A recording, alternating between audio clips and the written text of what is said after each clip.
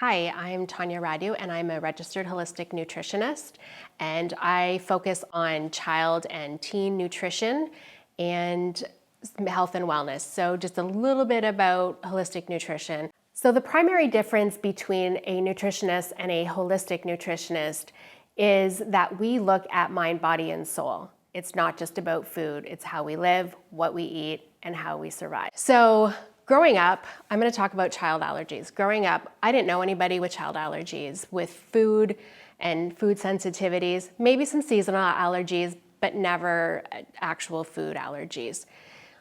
Nowadays, it's growing faster and faster and manifesting in many different ways. So what's happening?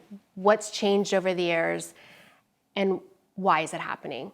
Well, a lot has changed. What we eat, how we eat, and how we live has all changed. So what was the difference? Kids are spending more and more time, used to spend more and more time outside.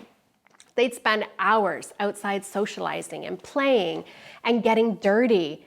It was fantastic. They were out until the street lights came out.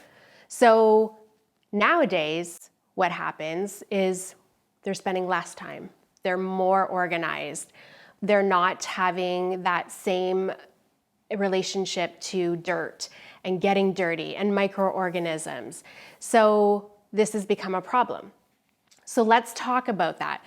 We're obsessed with cleaning and keeping clean and having all of antibacterial wipes and sprays.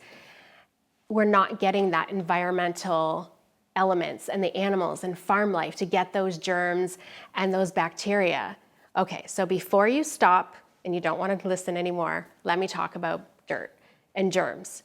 Dirt and germs actually build up our immune system. They allow us to build our natural immunities so that we can protect ourselves against the elements. And that is so important. So let them get dirty. Let them get exposed to animals and get that good bacteria so they can build up their natural immunities, which in turn will help allergies. In some of the poorest countries, they actually don't have any food sensitivities or allergies. And let's think about that. Some have dirt floors that they live in. Some don't have access to clean water, yet they don't have those food allergies. They have been exposed to multiple microorganisms that protect them and they're immune against all these elements. So modern research has shown that very few microorganisms actually make us sick, and we do need them to survive. So what this means is we need to put them into our bodies. And in fact, there is more microorganisms in our gastrointestinal tract than we have cells in our entire body. It's crazy, but it's true. So we're going to start back at the beginning when we're born. When we're born, we are having, through a natural birth, we go through the birth canal. And with the mother having good bacteria, good microorganisms, as the baby goes through, we get that good gulp of good bacteria. That's what helps us start our good digestive health. For moms who have C-sections or have bad gut bacteria, candida, or have used multiple antibiotics, this isn't the case. It makes the babies more prone to digestive issues and therefore later on allergies within life. So let's go back to now food chemicals and sensitivities. They affect many different systems and manifest in many ways and can affect sleeping, behavior, concentrating, all things that help your child thrive in their life. So there's 6 childhood conditions that actually manifest from allergies, but most often they're not actually treated as allergies, as manifestations of allergies. And those things are colic, recurrent ear infections, eczema, asthma, hyperactivity, and bedwetting. All adverse reactions cause inflammation, and inflammation in the body is what causes disease. All inflammation causes disease. That's so important. And food allergies, what it actually does is it causes inflammation in the gut.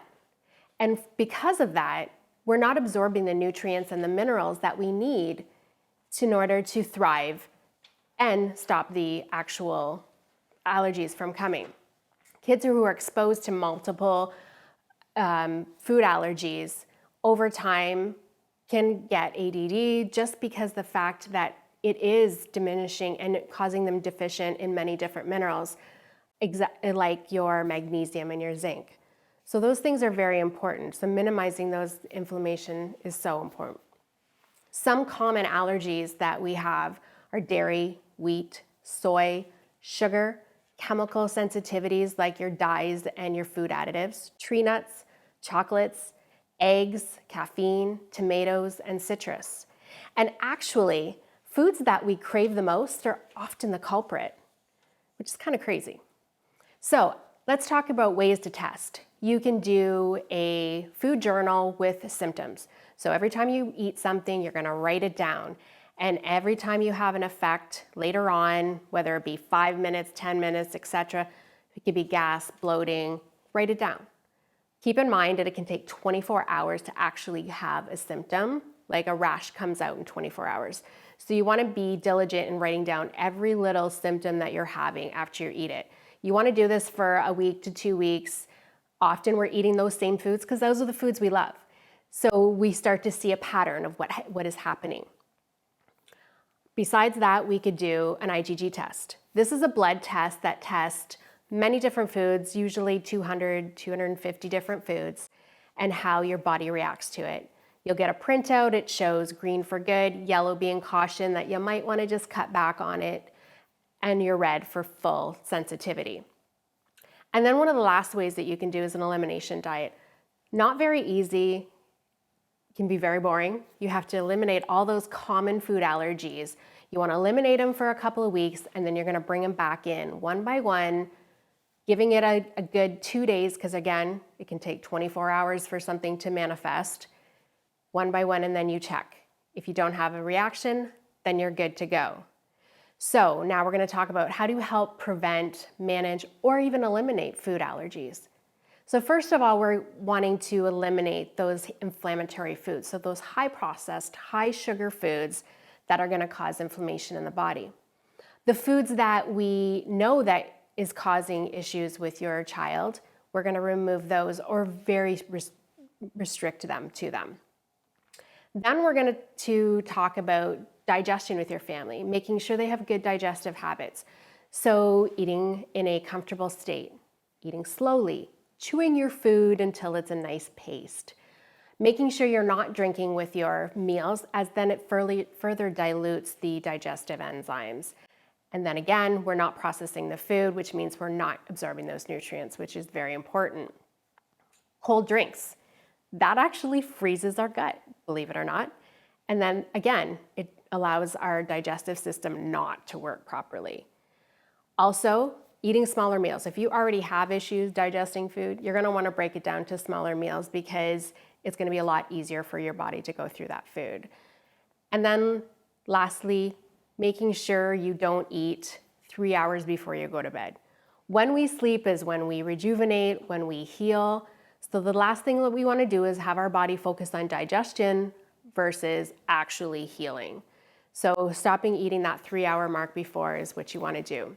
You could also see a holistic nutritionist like myself, and I'll guide you through supplements, what kinds, how much you're going to want to take, what brands, and most importantly, probiotics, which we spoke about before, is one of the tops on the list. You can also come to me and we can help try and find that root cause of what's going on. Why is it happening that these allergies? Maybe it is your digestive, maybe it is your intestinal tract, but it helps break it down to where it's coming from versus just working on all of those symptoms of what's happening. So I want to thank you for watching my video. Please share it with your friends and family. I hope you have some tips and tricks that you got out of this that's going to help your child move forward with your allergies, managing them or eliminating them. You can get more information on my website or my social media. I'm here to help. I work with you one-on-one. I have multiple workshops coming up and educational talks, all things that can help your child move forward in their life. Thank you.